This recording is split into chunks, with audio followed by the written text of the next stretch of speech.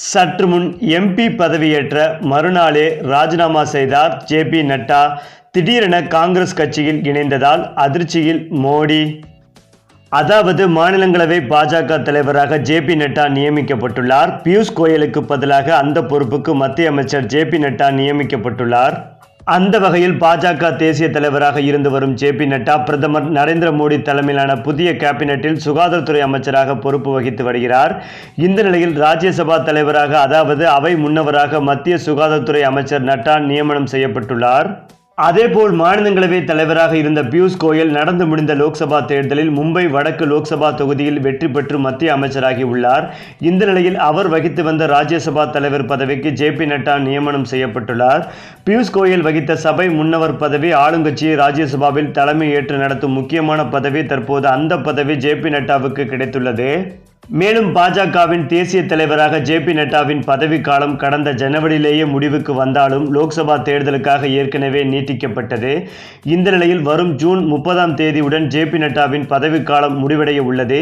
இந்த நிலையில் அவருக்கு மத்திய அமைச்சராகவும் ராஜ்யசபா தலைவராகவும் பொறுப்புகள் கிடைத்துள்ளன.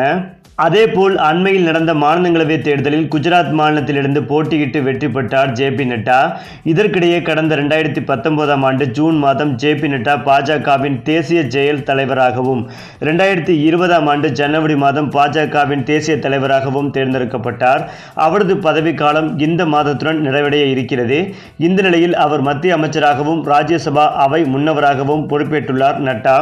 அது மட்டுமில்லாமல் சில வருடங்களாகவே பாஜகவின் மூத்த தலைவர்கள் மீது கடும் அதிருப்தியில் இருக்கிறாராம் ஜே.பி. நட்டா. குறிப்பாக அமித்ஷாவுக்கும் இவருக்கும் நிறைய முறை கருத்து வேறுபாடுகள் ஏற்பட்டுள்ளது.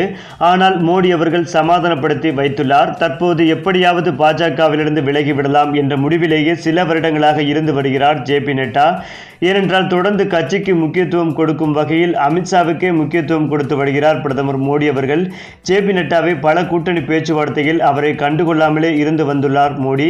இந்த ஒரு அதிருப்தியில் இருந்த ஜே.பி. நட்டா அவர்கள் பாஜகவிலிருந்து உறுதியாக விலக முடிவெடுத்துள்ளதாகவும், இன்னும் 3 மாத காலத்தில் இது குறித்து அதிகாரப்பூர்வ தகவல் வெளிவரும் என்றும், அநேகமாக இவர் பாஜகவிலிருந்து விலகினால் உறுதியாக காங்கிரஸ் கட்சியில் ஜே.பி. நட்டா இணைவார் என்ற தகவலும் வெளிவந்து பாஜக தலைமையான மோடி அவர்களை அதிர்ச்சி அடைய வைத்து வருகிறது.